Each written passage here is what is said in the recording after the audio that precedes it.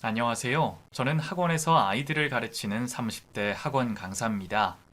아이들을 예뻐해서 그런지 아이들 가르치며 보람도 느끼고 다행히도 벌이가 나쁘지 않아서 감사하고 즐겁게 일을 하고 있어요.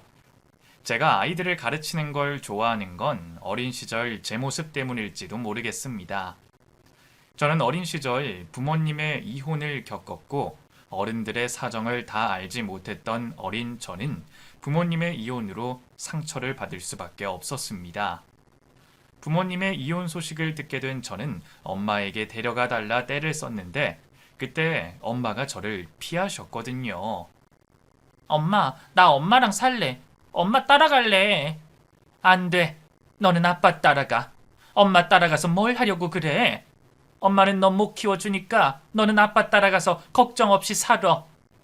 엄마는 경제적으로 풍족한 아빠에게 저를 보내려고 하셨고 싫다는 저를 억지로 떼어내며 기어이 저를 두고 나가셨습니다. 그렇게 저는 집을 나간 엄마 대신 아빠와 살게 됐고 엄마에게 들었던 그 말은 제게 평생 상처로 남을 수밖에 없었어요. 부모님의 이혼을 이해하기도 어려운 나이에 가장 사랑하는 엄마에게 버림받았다는 사실이 너무 큰 충격이었죠. 그렇다고 엄마와 제가 교류 없이 살았던 건 아니었어요. 두 분은 이혼은 하셨지만 부모로서 노력을 하셨고 저는 때마다 엄마를 만나며 시간을 보낼 수 있었습니다. 하지만 저는 그때마다 엄마에게 일부러 못되게만 굴었어요. 엄마를 만나기 전날마다 설레어서 잠을 설쳤으면서도 막상 엄마 앞에서는 그런 내색은 전부 숨기고 귀찮은 듯 툴툴거리기 바빴죠. 지은이 엄마 안 보고 싶었어? 엄마는 지은이 보고 싶었는데. 내가 엄마를 왜 보고 싶어 해? 엄마가 나 버리고 간 거잖아. 엄마 따라가겠다고 했는데도 두고 간 건 엄마잖아. 저는 엄마가 나를 거부했다는 상처에 엄마에 대한 애정을 숨기며 지냈습니다. 그때는 다른 사람도 아닌 엄마가 나를 두고 떠났다는 것을 도저히 받아들일 수 없었거든요. 제가 아빠를 따라가서 걱정 없이 살았던 건 맞지만 자랄수록 저는 더욱더 엄마가 필요했습니다. 특히 사춘기 여자아이에게는 엄마의 빈자리가 아주 큰 법이었죠. 어른이 되는 과정에서 고민도 많고 가끔은 같은 여자끼리 나눌 수 있는 대화도 필요했으니까요. 그건 분명 아빠는 해주지 못하시는 일이었죠. 그래서 이제는 엄마랑 더 가까워지고 싶다고 생각했던 저였는데 그 시기 저는 엄마에게 두 번째 배신을 당하고 말았습니다. 제가 중학생이 됐던 무렵 엄마에게 연인이 생겼다는 걸 알게 된 거죠. 그 사실에 저는 충격을 받을 수밖에 없었습니다. 부모님이 이혼하시고 두 분이 자유라는 건 저도 알지만 그게 문제가 아니었어요. 사실 저는 나이를 먹으면서 혼자 꿈을 품고 있었어요. 엄마 말대로 지금 당장은 여력이 없어서 나랑 같이 살지 못하는 거라면 내가 20살이 되고 어른이 되면 엄마랑 같이 살 수 있지 않을까 생각했거든요. 그래서 저는 그날만 기다리며 지내고 있었는데 그 사이 엄마에게 다른 누군가가 생겼다는 게 배신처럼 느껴졌죠. 그때도 나를 버리고 떠나더니 이번에도 나를 버렸구나 말이죠. 가뜩이나 작은 일에도 상처받기 쉬운 예민한 그 시기에 두 번이나 배신을 느낀 저는 그 후로 엄마와 만나는 걸 아예 거부하고 말았습니다. 엄마와 더는 보고 싶지 않다고 엄마를 멀리했죠. 그렇게 시간이 흐르고 성인이 됐음에도 저는 엄마를 만나지 않았습니다. 엄마가 여전히 저와 만나기를 원한다는 걸 알고 있었지만 그때는 더 만나고 싶지 않았어요. 내가 이만큼 자라는 동안 엄마는 내 옆에 없었으니 엄마에게 나를 만날 자격이 없다고 생각했던 거죠. 철없는 저는 그렇게 엄마를 인생에서 지워버렸고 그 후 저는 대학을 졸업하고 학원 강사로 일을 하게 됐습니다. 다행히 일은 적성에 잘 맞았고 그렇게 학원 선생님으로 일하며 별일 없이 살던 저는 어느 날 같은 학원 동료 선생님이 제게 관심을 보인다는 걸 알게 됐습니다. 굳이 직장에서 누구를 만날 생각이 없었던 저는 처음에는 그런 낌새도 느끼지 못했어요. 하지만 다들 바빠서 대화할 시간도 없는 와중에 유난히 저한테 관심을 보이고 제 일에 참견을 하는 걸 보고서는 더 이상 모를 수가 없었죠. 하지만 저는 그 관심을 끝까지 모른 척할 수밖에 없었습니다. 그 선생님의 성격이나 외모나 모두 제가 생각하던 이상형과는 거리가 멀었거든요. 그냥 직장 동료로만 생각했던 탓에 저는 그 선생님의 마음을 받아줄 생각이 전혀 없었죠. 괜히 고백을 받아서 사이가 어색해질 바에 적당히 거리를 두며 멀어지는 게 좋다는 생각에 저는 그 선생님을 계속 피할 수밖에 없었습니다. 지은쌤, 이거 좀 드세요. 제가 커피를 2잔 샀거든요. 아니에요. 저 먹고 왔어요. 선생님 드세요. 동료끼리 커피 1잔 정도야 주고받을 수 있는 거지만 그런 사소한 거라도 받아준다면 괜히 여지를 준다 생각할까봐 더욱 조심하던 저였습니다. 저쪽에서도 이 정도로 하면 알아들을 거라 생각하며 안심을 했지만 얼마 뒤 저는 결국 그 선생님으로부터 고백을 받게 됐어요. 결국 어쩔 수 없이 불편한 마음으로 고백을 거절할 수밖에 없었죠. 이제는 확실히 거절까지 했으니 더 엮일 일은 없을 거라 생각했는데 그 사람은 그 후로도 자꾸만 제 곁을 맴돌았습니다. 제가 뭘 하는지 지켜보는 게 뻔히 보였고 제가 퇴근 후에 뭘 하는지 궁금해 하더라고요. 그러더니 기어이 제가 친구들을 만나는 자리까지 따라와서 제 약속이 끝나기를 기다렸더라고요. 지은쌤, 친구분들 가셨으니까 이제 시간 좀 되세요? 그럼 저랑 차 한잔 해요. 제가 할 말이 있어서요. 어머, 여기까지는 어떻게 알고 찾아오신 거예요? 쌤, 설마 저 스토킹 하셨어요? 스토킹이라뇨. 저 그냥 지은 씨한테 관심 있어서 그런 건데. 저랑 얘기 좀 해요. 네? 아니요. 저는 관심 없으니까 제발 돌아가 주세요. 이제 진짜 무서워지려고 그러니까. 지은쌤, 제발 저랑 얘기 좀 해요. 예? 이거 놓으세요. 자기랑 얘기 좀 하자며 저를 따라온 그 사람이 무서워진 저는 당장 그 자리를 피하고만 싶었습니다. 이러다 정말 무슨 일이 생길까 벌벌 떨던 그때 누군가 나타나서 그 스토커를 막아서줬죠. 싫다고 하시잖아요. 싫다는 사람한테 강요하는 것도 범죄입니다. 누군가 했더니 그건 다름 아닌 같은 학원 동료였던 이 선생님이셨어요. 알고 보니 이 선생님도 근처에서 약속이 있다가 지나가는 길에 저희를 보고 오셨더라고요. 이 선생님이 나타나자 그 스토커도 더 이상 고집을 피우지 못하고 돌아갔습니다. 이 선생님 덕분에 화를 피하게 된 저는 감사의 인사를 전하며 처음으로 대화를 나누게 됐습니다. 서로 가르치는 학년도 다르고 강사들이 다들 바쁘다 보니 평소에는 인사만 하지 따로 얘기를 나눈 일은 없었거든요. 오늘 도와주셔서 정말 감사해요. 쌤 아니었으면 어떻게 됐을까 싶네요. 그러게요. 많이 놀라셨죠? 괜찮으시면 제가 집에 바래다 드릴까요? 아까 그 쌤 보니까 좀 심각해 보이던데 또 따라올지 모르잖아요. 아니에요. 저 아빠랑 같이 지내고 있거든요. 아빠한테 데리러 와달라고 부탁드리면 돼요. 그럼 되겠네요. 그럼 그때까지 제가 같이 기다려 드릴게요. 혹시 모르니까. 너무 부담스럽지 않게 적당히 친절한 이 선생님의 모습에 저는 호감을 가질 수밖에 없었습니다. 워낙 이상한 사람을 겪어서 그런지 반사 효과로 이 선생님이 젠틀맨으로 보이더라고요. 그 후로 저는 학원에서도 이 선생님과 종종 인사를 하고 대화를 나누게 됐습니다. 맘 같아선 그날 일로 사례라도 하고 싶었는데 이 선생님이 사양하셔서 아쉬웠죠. 그런데 제가 이 선생님과 잘 지내는 모습을 지켜보던 그 스토커가 제게 또 한 번 놀랄 만한 일을 벌이고 말았습니다. 저를 사랑한다며 피인지 물감인지 모를 빨간 액체로 저한테 편지를 써서 사무실 책상에 놓여져 있던 거였죠. 그전까지는 남의 밥그릇까지 뺏고 싶지 않아서 참아보려던 저였지만 그런 일을 겪어도 참을 수 있을 것 같지는 않았어요. 그 일을 알게 된 이 선생님 역시 가만히 있으면 안 될 것 같다 하시더라고요. 이러다가 더 무슨 짓을 할지 모르잖아요. 이제라도 학원에 알리는 게 좋을 것 같아요. 그렇게 저는 이 선생님 도움으로 그 일을 학원 측에 알리게 됐고, 그 전에도 몇몇 문제가 있던 그 스토커는 그 문제가 커지면서 결국 계약 종료가 됐습니다. 그런 짓을 하고도 미안하지 않은 건지 쫓겨나는 와중에도 제 욕을 하더라고요. 나 아니라고. 내가 안 했다니까? 전현이 나한테 억하 심정 가지고 나를 음해하는 거라고. 스토킹범들은 남을 괴롭혀 놓고 애정 표현이라고 생각한다더니 그 말이 맞다 싶었어요. 그냥 뒀다면 더 무슨 짓을 했을지 무서울 지경이었죠.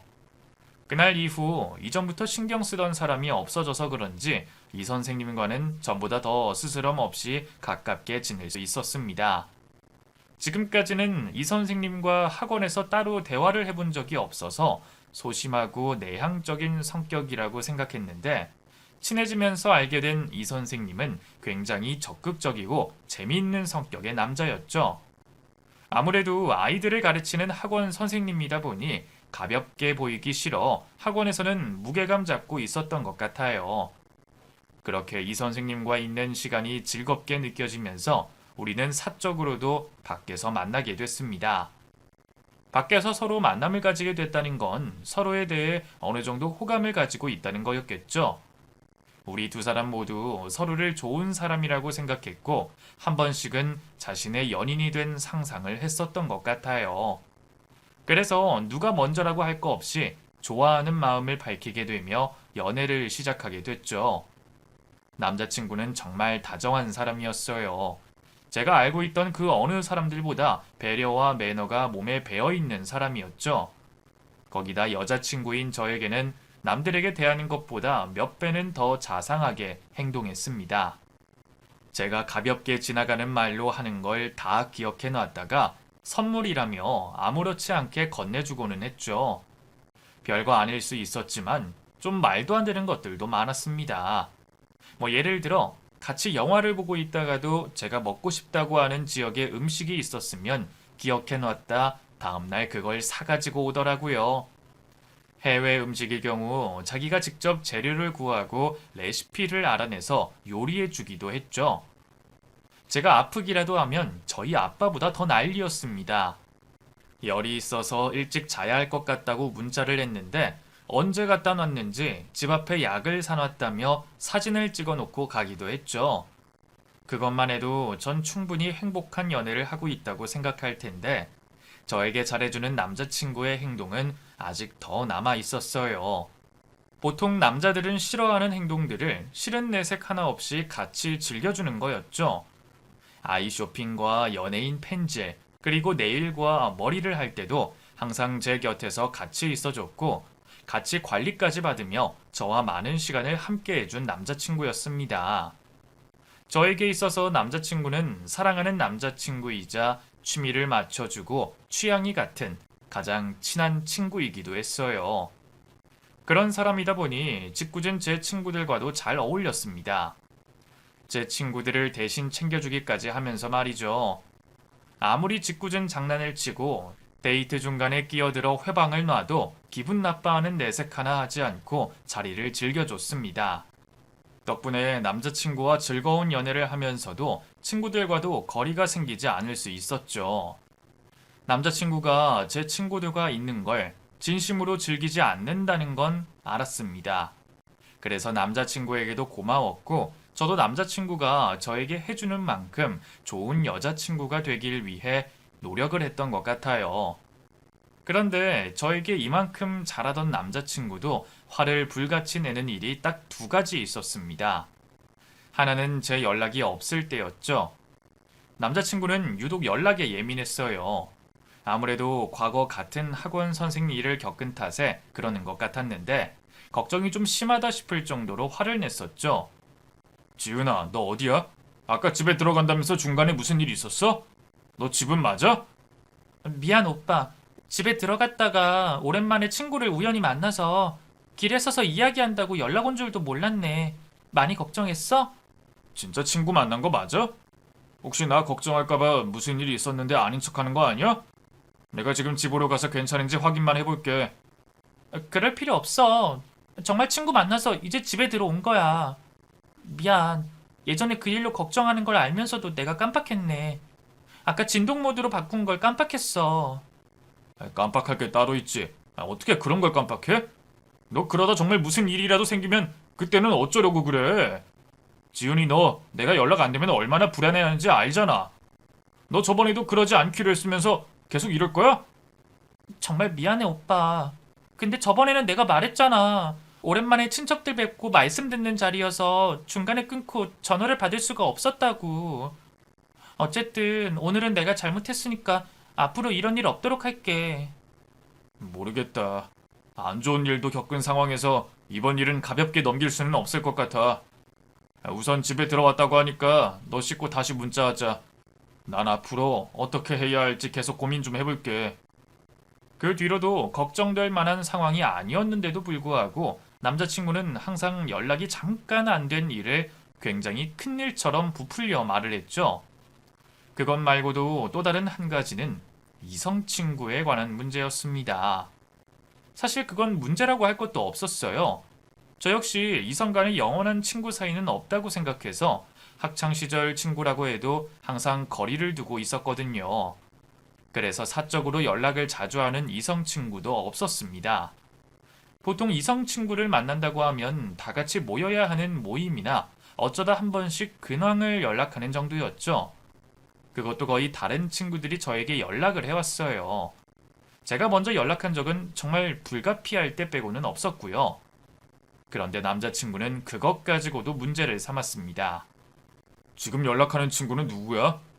아, 우리 반 회장이었던 애. 얘가 모임 있을 때마다 애들한테 연락하거든. 지금도 모이는 장소랑 참석비 때문에 연락한 거야. 그런 건 개인적으로 연락 안 오고 단체 채팅으로 해도 되지 않나? 이렇게 개인적으로 연락할 필요가 있어? 회장이라는 사람 혹시 여자친구 있니? 오빠, 얘 그럴 애 아니야. 벌써 애도 있어. 결혼을 일찍 했고. 자기 아내가 이 세상 전부라고 말하고 다니는 친구야. 지은아, 너가 아직 남자를 몰라서 그래. 개인적으로 연락하는 건 관심이 있다는 거야. 대화창 보니까 이전에도 대화 나눈 게 있네. 그건 뭐 때문에 연락한 건데? 이건 번호 바뀐 친구 때문에 연락한 건데. 오빠 그런 거 정말 아니라니까? 지은아, 너가 이 회장이라는 친구 마음속 다녀온 것도 아니잖아. 그런데 무조건 아니라고 하면 그 생각이 잘못된 거 아니야?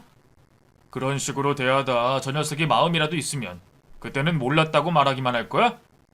날 이상한 사람 취급하지 말고 생각을 해봐. 내가 하라고 한 대로 하면 무슨 문제가 있을 것 같아? 난 가끔 네가 이해가 안 돼. 과거에 그 일까지 겪었으면서 지금도 아는 사람이라고 하면 무조건 괜찮다. 그런 사람 아니다 취급을 하는 네가 이해가 안 된다고. 그 두 가지 문제로는 항상 예민하게 굴던 남자친구였기 때문에 어쩔 수 없이 싸우게 된 일이 여러 번 있었습니다. 그런데 반대로 생각해보면 그 두 가지를 빼면 정말 모든 게 완벽했어요. 어느 사람이나 흠은 있기 마련인데 이 정도면 흠도 아니다 싶었죠. 두 가지 문제 모두 과거 저에게 있었던 일로 걱정을 하는 거였고 또 그만큼 저를 사랑한다는 의미였으니 제가 최대한 조심히 행동하는 걸로 하고 남자친구와 부딪히는 일을 줄여갔습니다. 어떤 분들은 그 두 가지가 가장 중요하지 않냐고 생각하시기도 할 텐데 그 정도 감내는 할 만한 남자라고 느껴졌어요. 제가 남자를 보는 조건이 아니긴 했지만 남자친구는 가정 형편도 넉넉한 편이었거든요. 그래서 제가 부담스럽다고 느껴질 만큼 저와의 데이트에 돈을 쓰기도 했죠. 처음에는 아무것도 모르고 큰 돈을 쓰는 남자친구를 걱정하며 말렸습니다. 학원 강사라고 하지만 다니고 있던 학원이 큰 곳도 아니었고 뻔히 서로의 월급을 알고 있는 마당에 과소비를 한다고 느껴졌거든요. 그런데 제가 걱정을 하니 자신의 가정 형편을 솔직하게 말하더라고요. 그래서 놀라게 됐죠. 오빠, 근데 나 만날 때 돈 너무 많이 쓴다. 우리 두 사람 같이 한 공간에 있는 것만으로도 즐거운데 이렇게 큰 돈 써가면서 잘해주려고 할 필요 없어. 여기 식당만 해도 그래. 처음부터 이 정도 금액의 식당인 줄 알았으면 따로 오지도 않았어. 그러니까 그냥 나가자. 나 밥 먹다가 체하겠어. 내가 저번에도 말했지. 돈 걱정하지 말라고. 네가 계속 전부터 불편하다고 말하니까 어쩔 수 없이 말하는데 사실 우리 집 꽤 살아. 이런 식당 온다고 통장 잔고 걱정할 정도 아니라고. 학원 강사로 일하는 것도 그냥 직업으로서 하는 거지 돈이 필요해서 다니는 건 아니라고. 그러니까 앞으로는 걱정하지 말고 그냥 마음 편히 있어. 허세 같지는 않았어요. 타고 다니는 차도 그렇고 이런 식당도 자주 온 것처럼 행동하는 걸 봐선 말이죠. 그래도 저 스스로는 불편했습니다. 나이가 한참 들어서는 몰라도 아직은 제 또래들이 다니는 장소와 물건들이 편했으니까요. 그래서 일부러 제가 데이트 코스를 잡고는 했어요. 선물이라고 주는 물건들도 웬만하면 받지 않고 말이죠. 그건 아직 남자친구와 앞으로 어떻게 될지 몰랐기에 한 행동이기도 했습니다. 좋은 남자에다가 집안까지 좋다고 하니 앞을 모른다고 생각했어요. 아마도 저도 모르게 저희 집이 편부모 가정이라는 의식을 하고 있어서 그랬는지도 모르죠. 하여튼 더 진지한 관계에 대해서는 물음표가 있었던 관계였습니다. 그런데 남자친구가 먼저 저에게 결혼을 하자며 프로포즈를 해왔어요. 좀 생뚱맞게요. 결혼에 대해 깊게 나눈 대화가 많지 않았기 때문에 이런 프로포즈를 받을 거라고는 생각도 하지 못하고 있었습니다. 거기다 아직 모은 돈도 얼마 되지 않았고 마음의 준비도 덜 되어 있어 당장 결혼보다는 연애를 더 이어갔으면 싶었죠. 그래서 솔직한 제 심정을 말하게 됐습니다. 오빠, 프로포즈 너무 고마운데 난 아직 준비가 덜 됐어. 모은 돈도 많지도 않고 아직 내가 결혼을 해도 되는 건지 생각을 해본 적도 없다고. 그렇다고 오빠를 가볍게 만난다는 건 아니야. 좀 더 만남을 가지고 싶다는 거지. 우리 지금까지 잘 사귀어왔잖아. 그러니까 앞으로도 지금처럼 예쁘게 만나다가 적당할 때 다시 프로포즈 해줘. 지은아, 넌 준비할 거 없어. 결혼에 대한 준비는 내가 다 할 거야. 그리고 네 말처럼 우리 잘 사귀어왔잖아. 큰 문제 없이. 그러면 앞으로도 좋은 일이 얼마나 더 많겠어. 난 이 행복 증폭시키고 싶어. 결혼으로 말이야. 어차피 결혼이라는 게 연애의 연장선이잖아. 그러니까 더 행복할 수 있게 우리 결혼하자. 난 평생 너만 사랑할 수 있어. 아니, 너여야만 해. 제 완곡한 거절에도 남자친구는 좀처럼 포기를 몰랐습니다. 계속해서 저를 설득시켜 나갔죠. 그 말들을 수없이 듣다 보니 저도 얼떨결에 남자친구의 프로포즈를 수락하게 됐고 결혼을 약속하고 난 뒤였어요. 남자친구와 결혼을 약속하고 난 뒤 아빠에게 먼저 이 이야기를 해줘야 했습니다. 분위기를 봐서 아빠에게 결혼 이야기를 꺼내려는 순간 아빠가 저에게 먼저 해줄 말이 있다고 했죠. 엄마가 병에 걸리셔 오늘 내일 하고 있다며 말씀을 하셨습니다. 제가 엄마를 미워하는 걸 알고 있지만 병원에 찾아가 마지막 인사를 하지 않으면 후회할 거라며 엄마가 입원해 있는 병원을 알려주셨죠. 그렇게 찾아간 병원에서 의식이 있는 엄마를 보게 됐어요. 기적적으로 제가 찾아가기 전날 의식을 회복하셨다고 들었죠. 누워있는 엄마에게는 말을 할 수 있었을 것 같았는데 직접 엄마를 마주하게 되자 무슨 말을 꺼내야 할지 새카맣게 잊게 됐어요. 그때 엄마가 먼저 미안하다고 말씀을 하셨습니다. 우리 지은이한테 엄마가 미안한 게 정말 많은데 이런 모습이나 보여서 미안하다. 지금까지 엄마 많이 원망했지? 울면서 나랑 떨어지기 싫어하는 널 아빠한테 돌려보내고 네가 예민한 사춘기 때는 다른 사람과 있는 모습도 보이고 근데 엄마도 나름의 사정이 있었어. 너한테 지금까지 비밀로 했었던. 사실 엄마랑 아빠 서로 싫어해서 헤어진 게 아니야. 네 할머니가 날 탐탁치 않아 하셨거든. 그래서 좀 심하게 괴롭힘을 당했어. 그러다 보니까 네 아빠랑 할머니가 다투게 됐고 다 나 때문인 것 같고 네 할머니 밑에서 버틸 수도 없을 것 같아서 내가 네 아빠한테 이혼해 달라고 했지. 네 아빠는 그럴 수 없다고 했고 부모와 연 끊더라도 나랑 있겠다는 걸 내가 말렸어. 부모 자식 간 연 끊게 하는 건 몹쓸 짓이라고 생각했고 네 할머니가 쉽게 네 아빠를 포기할 사람이 아니었으니까. 그래서 네 아빠와 더 다퉜던 것 같다. 그러다 결국 헤어진 거고 나도 널 데려가고 싶었지만 나 하나도 보장을 못하는데 무턱대고 널 데려갈 수 없었어. 그래서 그랬던 거야. 네 아빠 원망은 하지 마. 네 아빠 밑에서 자라면서 할머니와 사이가 안 좋으면 안 될 것 같아. 내가 비밀로 해달라고 했으니까. 그리고 그때 네가 봤던 남자 관련으로는 내가 할 말이 없다. 그냥 여자 혼자 살다 보니 마음 둘 곳이 필요했어. 쉴 수 있는.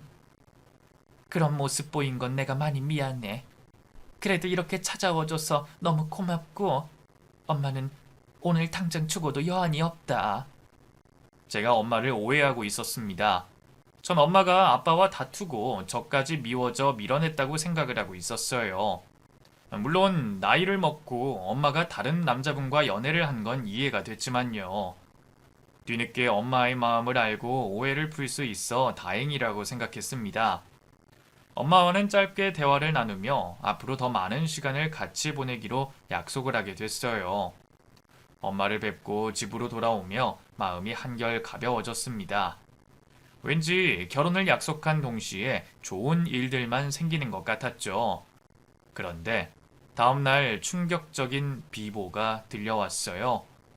어제까지만 해도 미소를 되찾았던 엄마의 상태가 급격히 안 좋아지시며 밤사이 세상을 떠나시게 된 거였죠. 엄마가 세상을 떠나게 되자 한꺼번에 여러 감정들이 저에게 밀려왔습니다. 그중 가장 많은 부분을 차지했던 감정이 미안함과 죄책감이었죠. 좀 더 일찍이 엄마를 이해해 볼 생각을 했더라면 지금처럼 후회를 하진 않았을 텐데 엄마의 마음을 너무 아프게 한 것 같아 제 마음 역시 쓰려왔어요. 엄마의 죽음에 대해 힘들어하는 사람은 저뿐만이 아니었습니다. 아빠 역시도 제 앞에서 내색을 하지 않았을 뿐이지 혼자서 많이 힘들어하고 계셨죠. 늦은 새벽 아빠 혼자 술을 마시는 모습에는 표현할 수 없는 슬픔이 느껴지곤 했어요. 엄마의 죽음 때문이라고 말씀은 안 하셨지만 엄마가 돌아가시기 전 듣게 된 이야기로 짐작을 할 수 있었죠. 사랑하던 엄마와 할머니 때문에 헤어지게 된 것도 평생 가슴 아파할 일인데 그런 엄마가 몹쓸 병에 걸려 아직 젊은 나이 세상을 떠나시게 되셨으니 아빠의 마음을 헤아릴 수조차 없었습니다. 이런 상황에 남자친구와 계획하고 있던 결혼을 진행하는 게 맞는 건가 싶더라고요. 저 스스로도 아직 확신을 가지고 있지 못했던 결혼이었고 세상을 떠난 엄마로 인해 감정도 복잡한 상황에서 힘들어하는 아빠를 혼자 둘 수는 없다고 생각이 들었습니다. 그래서 남자친구를 만나 제 상황을 이야기하며 결혼을 조금만 더 뒤로 미루자고 말하게 됐어요. 지은아, 무슨 말이길래 꺼낼 생각을 안 해? 그리고 계속 정신도 못 차리고. 왜? 무슨 일인데? 오빠, 미안한데 우리 결혼 있잖아. 조금만 미루면 안 될까? 뭐? 결혼을? 갑자기 그게 무슨 말이야? 벌써 부모님께도 말씀 다 드리고 지인들한테도 결혼하게 됐다고 말하고 있었는데 무슨 일이길래 결혼을 미뤄? 미안. 근데 오빠도 알잖아. 나 친어머니 돌아가시고 계속 힘들어하고 있었다는 거. 이런 상황에서 내가 결혼을 하는 게 맞나 싶어서. 그리고 우리 아빠가 많이 힘들어하셔. 이런 상황에서 아빠한테 결혼하겠다고 말을 어떻게 해. 거기다 혼자 남겨질 아빠도 걱정되고. 우리 아빠 안정되고 나도 마음이 가벼워지면 그때 하면 안 될까? 그렇게 오래 걸릴 것 같진 않은데. 지은아, 그런 생각이었으면 먼저 나한테 말을 하지 그랬어. 네가 지금 네 주변에서 벌어지는 일이 감당이 안 돼서 너무 편향적으로 생각하는 거야. 자, 내 생각 들어봐. 네 말대로 무작정 시간이 해결해주기만 바라면서 기다릴 수도 있어. 근데 그 결과가 꼭 좋은 쪽으로 된다는 보장이 없거든. 오히려 더 우울한 감정에 빠질 수도 있다고. 이럴수록 더 많은 사람들과 어울리고 지내면서 슬픈 일을 잊어보려고 노력해야지. 새로운 환경을 맞이하는 것도 좋을 거고. 그렇다면 우리가 하는 결혼이 그런 긍정적인 결과를 불러올 거야. 자식이라고 하지만 여자인 너보다는 사위지만 같은 성별인 내가 아버님과 더 즐거운 시간을 같이 보낼 수 있어. 내가 아버님 모시고 다니면서 지금 힘들어하시는 상황 극복하실 수 있게 도울게. 또 즐거운 시간을 보낼 가족이 나만 생기는 게 아니잖아. 우리 부모님, 내 동생, 이 사람들이 너와 아버님 곁에서 힘든 시간 견디고 극복할 수 있게 도와줄 거야. 그러니까 지금 이 힘든 상황 핑계 삼아서 결혼을 부정적으로 생각하지 마. 오히려 기회가 될 수 있다고. 내가 그럴 수 있게 최선을 다해 도와줄게. 오빠 말도 맞아. 근데 나도 그렇고 우리 아빠도 그렇고 내가 더 잘 알잖아. 정말 오래 걸리진 않을 거야. 그냥 아빠와 나는 마음을 정리할 시간이 필요한 것뿐이니까. 거기다 우리 결혼 좀 서두른 감도 없지 않아 있잖아. 그러니까 좀 더 천천히 준비해 나가면서 기억에 남을 수 있는 결혼식을 계획해 보자. 오빠가 처음부터 내 말을 이해해 줄 거라고는 생각 안 했어. 그러니까 집에 가서 천천히 다시 한 번만 생각해 줘. 나도 오빠가 한 말 진지하게 생각해 볼게. 지은아, 답답하게 왜 그래? 생각해 볼 필요도 없다니까? 남자친구의 마음이 이해되지 않는 건 아니었어요. 저와 결혼을 하게 됐다면서 너무나도 좋아하던 남자친구였기 때문에 당연히 이와 같은 반응을 할 거라고 예상을 했었죠. 그런데 그 정도가 너무 심했어요. 그날 서로의 생각을 말한 뒤 다시 만나게 된 자리에서도 제가 조금만 시간을 달라고 하니 그때부터 흥분한 모습을 보인 남자친구는 저에게 심하게 화를 냈습니다. 그쯤 되니 저도 남자친구에게 서운해지면서 화가 나기 시작하더라고요. 그래서 화를 내는 남자친구와 다툼을 벌이게 됐죠. 결국 우리는 처음으로 냉각기를 가지게 됐습니다. 학원에서 마주쳐도 인사를 하지 않았고 서로에게 눈길조차 주지 않았죠. 가끔 남자친구가 제 팔목을 잡고는 정말 이럴 거냐며 화를 냈지만 그럴 때마다 저는 화를 내는 남자친구가 미워 아무 말도 없이 무시를 하게 됐어요. 그렇게 저와 남자친구 관계를 다시 한번 생각하게 되는 시간을 가지고 있을 때 그 꿈을 꾸게 됐습니다. 여느 날처럼 학원에서 퇴근을 하고 돌아온 뒤 평범한 잠자리를 들었는데 꿈속에서 중학교 때 이후 처음으로 엄마가 꿈에 나왔어요. 처음에는 저를 보고 환하게 웃고 있었던 엄마는 제가 다가오자 표정을 순식간에 바꾸며 아무도 믿지 말고 몸 조심해 라는 알 수 없는 말을 했죠. 그리곤 다시 온화한 미소를 지으시고 절 안아주셨습니다.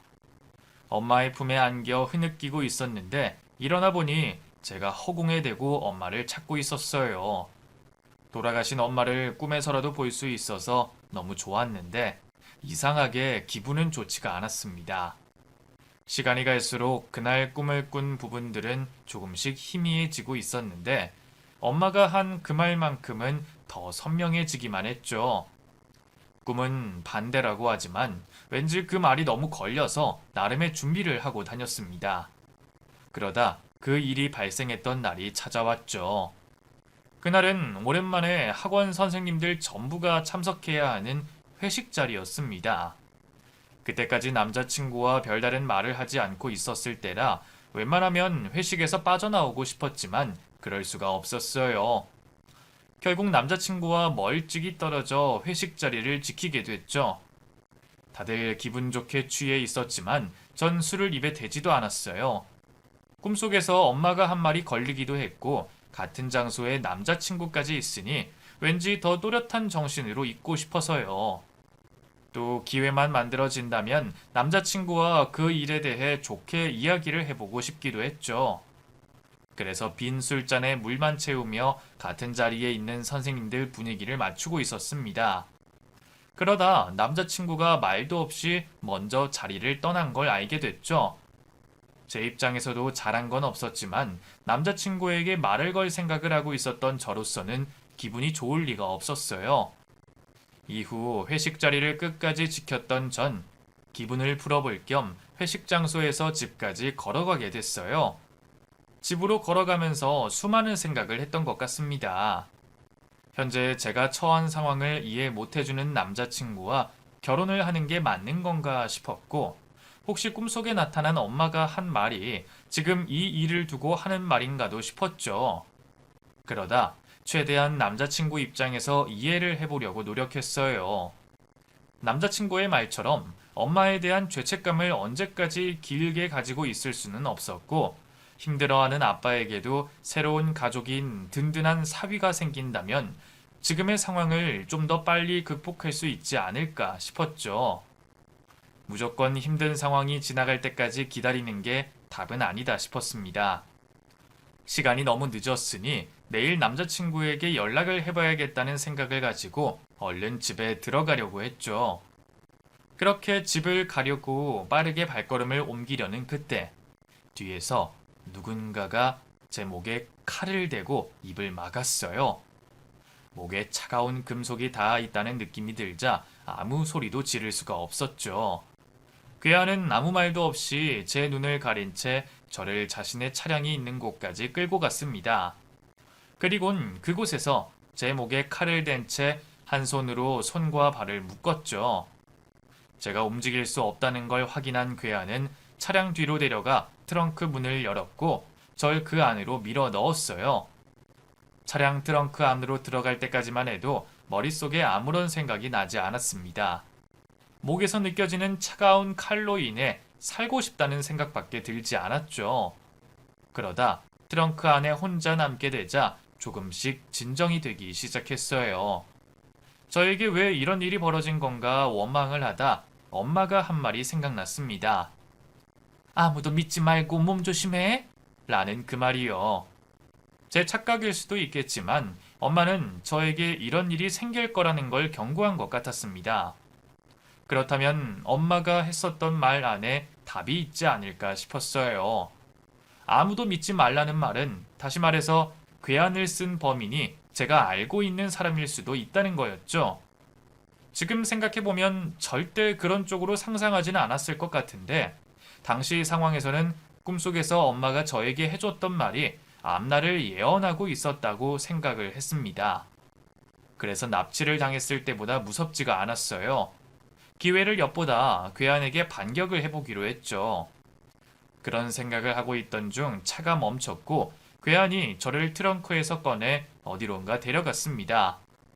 그런데 칼을 잡은 채 한 손으로 묶어서 그런지 발이 묶인 부분이 헐렁거렸어요. 기회다 싶었던 저는 괴한의 가랑이 사이를 발로 차게 됐죠. 급소를 맞은 괴한은 겨우 팔로 땅을 짚은 채 고통스러워하고 있었습니다. 여기서 멈추면 제가 위험해질 거라고 생각했고 옆에 있던 의자를 잡고 쓰러져 있는 괴한에게 다가가 계속해서 내리쳤어요. 그러면서 괴한이 쓰고 있던 복면을 용기를 내어 벗기게 됐죠. 그 순간 전 기절하는 줄 알았습니다. 괴한의 정체 때문이었죠. 저를 납치해 그곳까지 데려왔던 괴한이 결혼을 생각하고 있었던 남자친구였던 거예요. 괴한이 남자친구라는 걸 확인하게 되자 다리가 후들거리기 시작하며 온몸에 힘이 쫙 빠지고 말았습니다. 방금 전까지 괴한에게 대항하려던 제 의지도 꺾여버렸고 되려 무서워지기 시작했어요. 제 목에 칼까지 대고 목숨을 위협했던 사람이 아빠 다음 가장 믿고 의지할 수 있었던 남자친구였으니까요. 제가 놀라고 있는 틈을 타 회복을 했던 남자친구는 저에게 다가오며 모두 다 오해라고 말을 해왔습니다. 하지만 전 두려움에 뒷걸음질을 치다 결국 넘어지게 됐죠. 지은아, 다 오해야. 그러니까 그렇게 겁먹을 필요 없어. 내가 어떻게 된 일인지 다 설명할게. 내가 어떻게 널 해치려고 하겠어. 저를 향해 다가오는 남자친구에게 겁이 났던 저는 허리춤에 차고 있었던 호신용 스프레이를 남자친구 얼굴에 분사하게 됐습니다. 그때 가지고 있었던 스프레이 역시 엄마의 꿈을 꾸고 난 이후 혹시 몰라 가지고 다니던 물건이었죠. 스프레이를 맞은 남자친구는 얼굴을 부여잡고 넘어지며 고통스러워했습니다. 그리고 넘어지면서 메고 있던 가방이 몸부림에 벗겨지며 그 안에 있던 물건들이 바닥에 널브러졌죠. 가방 안에서는 케이블 타이와 청테이프, 그리고 방금 전 제 목을 대고 있었던 칼이 있었고 그 외에 정체를 알 수 없는 물건들이 쏟아져 나왔습니다. 그 많은 물건들 중에 제 시선을 사로잡은 물건이 하나 있었어요. 빽빽하게 글이 적혀져 있는 노트였죠. 남자친구가 일어서지 못하게 계속 스프레이를 얼굴에 뿌려가며 그 노트를 확인해 봤습니다. 그 노트는 남자친구의 일기장이었어요. 하지만 보통의 일기장과는 많이 달랐죠. 일기장에 펼쳐진 내용들은 오늘 벌어진 납치를 계획한 내용들과 이후 저에게 몸값을 요구할 멘트들이 적혀져 있었습니다. 다른 단서들이 더 있을까 싶어 일기장 다른 부분들을 보게 됐는데 더 충격적이었어요. 남자친구가 제 일거수일투족을 지켜보고 기록을 하고 있었다는 걸 확인할 수 있었죠. 어느 누가 보더라도 자신의 여자친구가 사랑스러워 기록한 내용이 아니라는 걸 알았을 겁니다. 한눈에 보기에도 스토커들이나 할 내용들이 일기장에 적혀 있었죠. 납치를 계획한 것만 해도 너무 놀라는 상황이었는데 내 남자친구가 스토커라니 충격을 받을 수밖에 없었습니다. 이런 생각을 가지고 있는 남자친구와 제대로 된 이야기가 통할 거라고 생각하진 않았어요. 그래서 차 안으로 뛰어가 남자친구가 도망을 가지 못하도록 차키를 제 주머니에 넣었고 빼앗겼던 휴대폰을 가지고 112에 신고를 하게 됐죠. 제가 있는 곳이 어딘지 모르니 위치 추적이 될 수 있게 경찰과 통화가 되고 있는 휴대폰을 켜놓은 채로 경찰들이 올 때까지 시간을 끌기로 했습니다. 고통스러워하고 있는 남자친구에게 왜 이런 짓을 벌인 건지 말하라고 했죠. 오빠, 왜 이렇게 한 거야? 설마 싸운 것 때문에 이런 짓을 벌인 거야? 헤어지는 김에 돈이라도 받아내려고? 내가 아까 말했잖아. 그런 거 아니라고. 겁먹을 필요 없다고. 내가 설명할 테니까 제발 그 스프레이 얼굴에 뿌리지 마. 널 사랑해서 이렇게 한 거야. 애초에 널 해치거나 다치게 할 생각은 없었어. 나도 칼까지 쓰려고는 안 했는데 안 쓰면 일이 더 복잡해질 것 같아서 확실히 하려고 준비했고, 그런데 그걸로 널 어떻게 할 생각은 전혀 없었어. 네 손에 있는 일기장 보면 알 거 아니야. 이거 다 자작극을 하려고 한 행동이라고. 뭐? 자작극? 거짓말하지 마. 이게 자작극이라면 몸값 이야기가 왜 적혀 있어? 여기 오빠가 직접 적은 글을 보면 몸값에 대한 통화를 할 때 어떤 톤으로 말을 해야 하는지, 어떤 말을 빼먹지 말아야 하는지 다 나와 있잖아. 그런데도 자작극이라고? 그게 아니야. 그건 다 시야가 차단된 너한테 하는 내 쇼라고. 내가 나한테 몸값을 뜯어내려고 한 계획이었다고. 사실 내가 지금까지 너한테 거짓말한 게 있어. 우리 집 그렇게 넉넉하지 못해. 지금까지 너한테 잘 보이고 싶어서 한 거짓말이라고. 너와 결혼하고 싶어서 그러다 보니까 데이트하면서 큰 돈을 쓰는 게 부담됐어. 한 달에 차량 리스값만 해도 월급으로 부족한 상황이었는데 네 앞에서는 언제나 있는 티는 내야 했으니까. 그러다 보니까 빚이 좀 생겼어. 너와 하는 연애가 깊어지면 깊어질수록 내가 가지고 있던 빚은 늘어났고.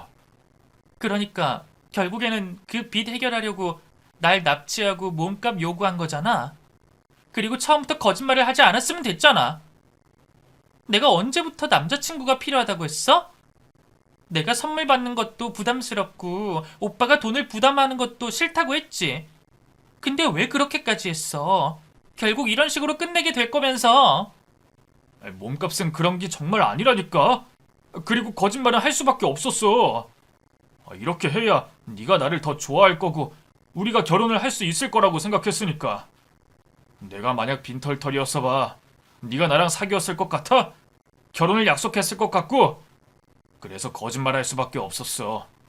결혼을 한 다음은 어떤 식으로든 해결하면 됐으니까.